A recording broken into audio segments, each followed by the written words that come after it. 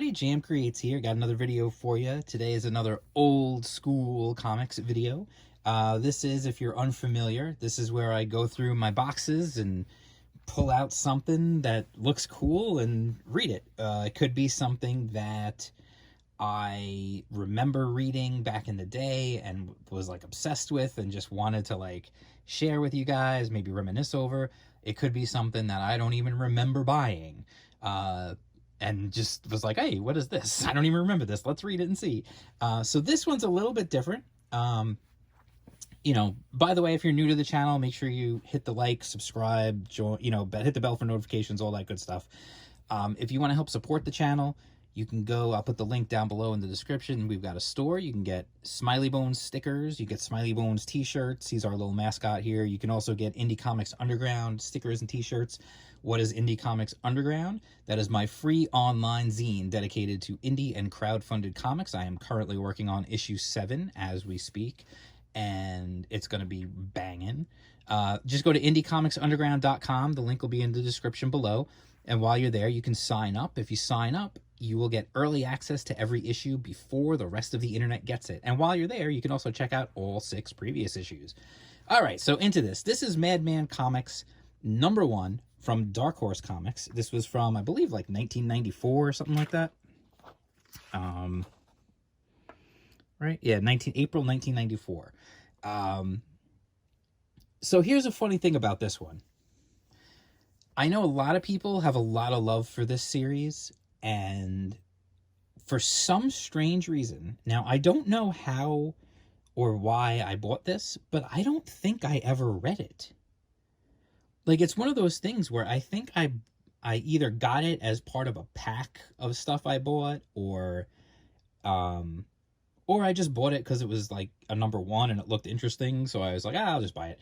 But I don't think I ever read it, and oh my god, I cannot believe, like, I want to go back and like slap myself for not reading it, because I read it, obviously now I read it.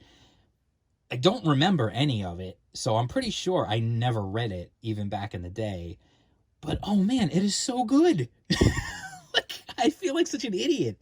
Like it's like driving me nuts. I can't even put into words, like, the way this comic made me feel. Like, I just literally wanted to go to invent time travel just so I could go back in time and smack myself and say, hey, read this, you dope, and then buy the rest of them.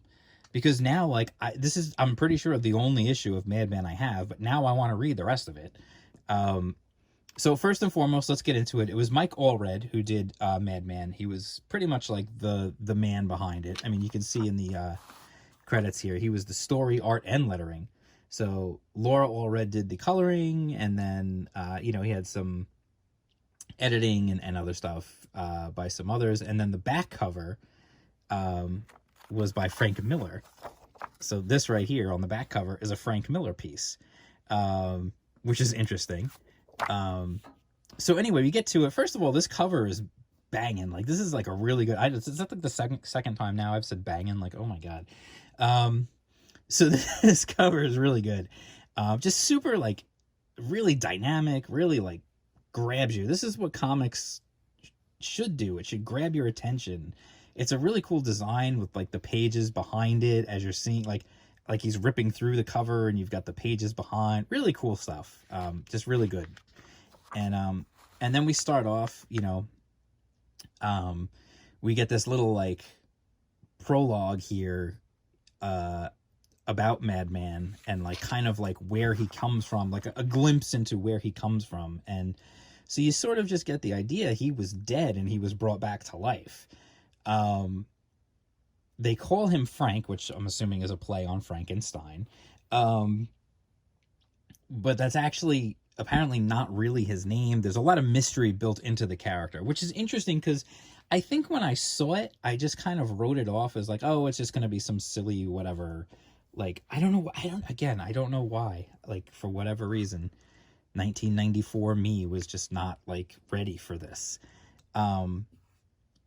First, I just want to say, like, 1994, this is printed on really good paper and really holds up really well. So that's the other thing. Dark Horse was doing good by them on the printing.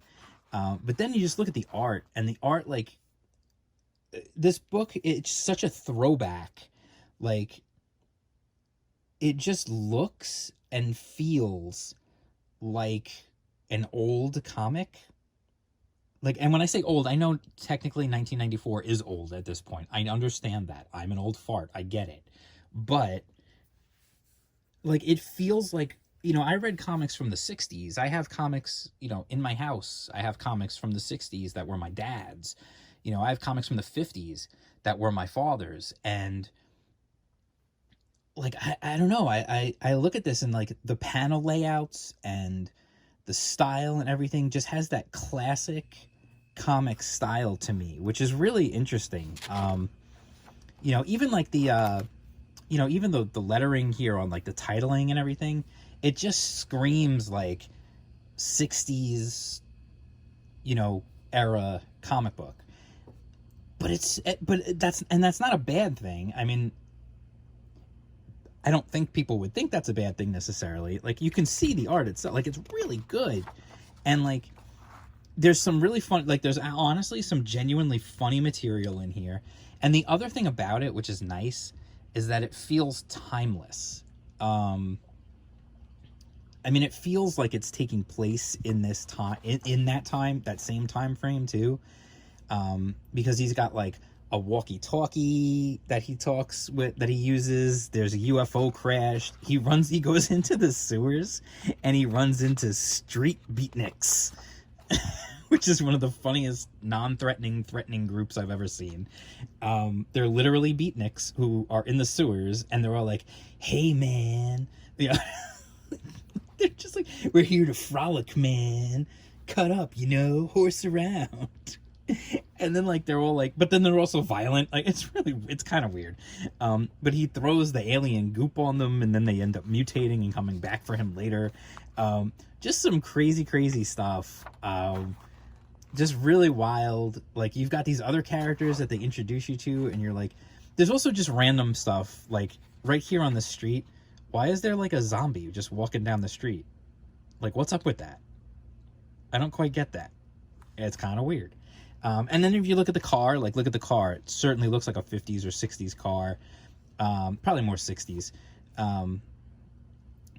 There's also, I didn't notice the guy's plumber crack before either.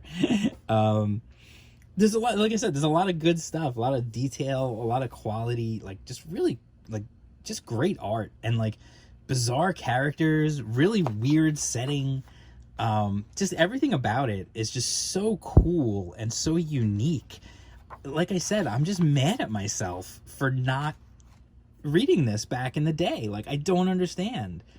Like, I just don't get it. Like, this is so good. He's got like one of those disc guns that kids have, that, well, they used to have. I don't think they sell them anymore. They shoot those little plastic discs, but it's been modified to be an actual weapon now. And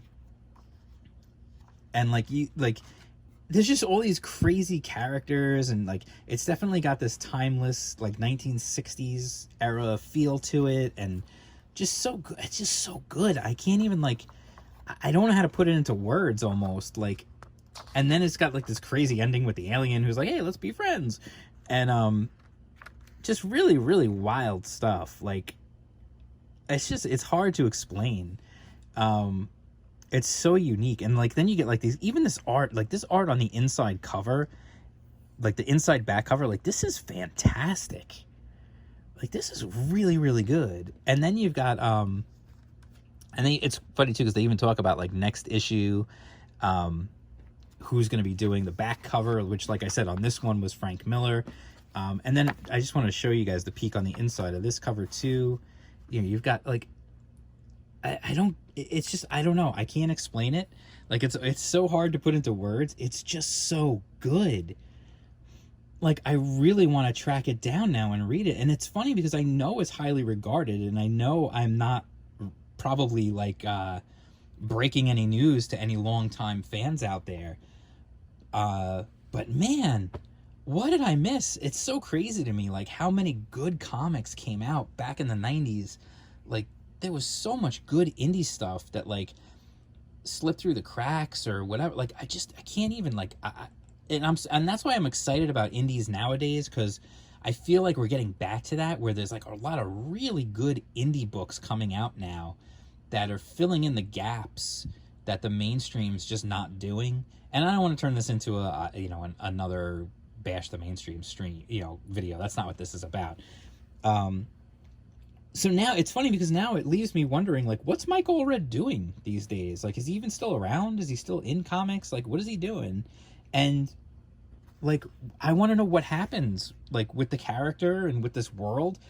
I literally am gonna go back and, like, I don't know, I guess I'll try to check out the comic store and go look through like the old issues, or maybe hit up the internet and see if I can find the other issues, or Comixology or something. Like, I really want to read the rest of it, because it was just so good. The art is just so clear and bright, and the colors, like, they don't go overboard with the colors. Like, it's pretty much just flat colors. It's inks and flats, and like occasionally, like, you'll see like the blue in there, like a little bit of shading, but not it's not overboard.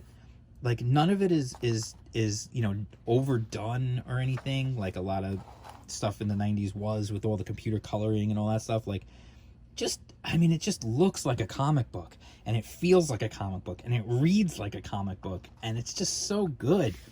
So I'm gonna just keep saying how good it is, and just say, yeah, it's really, really good. And I absolutely would recommend, if you could track this down and read it, definitely do. Please do. And if you're somebody who already read all this and was like, yeah, you're an idiot, I know this was the greatest thing ever, like, hit me up in the comments and let me know, like, does the quality continue throughout the series? I would love, because I want to, like I said, I want to read more of it. So, if you've read it already, let me know in the comments. Does the quality keep up? What's up with Madman now? Is there any chance of Madman making a comeback or anything? Like, hit me up and let me know. And while you're here, make sure you subscribe, hit the bell for notifications, click the thumbs up, all that good stuff. Check out Indie Comics Underground. Just go to www.indiecomics.underground.com. You can sign up there. Like I said, the link will be in the description. And that's it. I'll talk to you guys soon. We'll have a Hype Zone video tomorrow to get you hyped for some of the new cool indie comics that are on their way. And I'll talk to you soon. Peace out.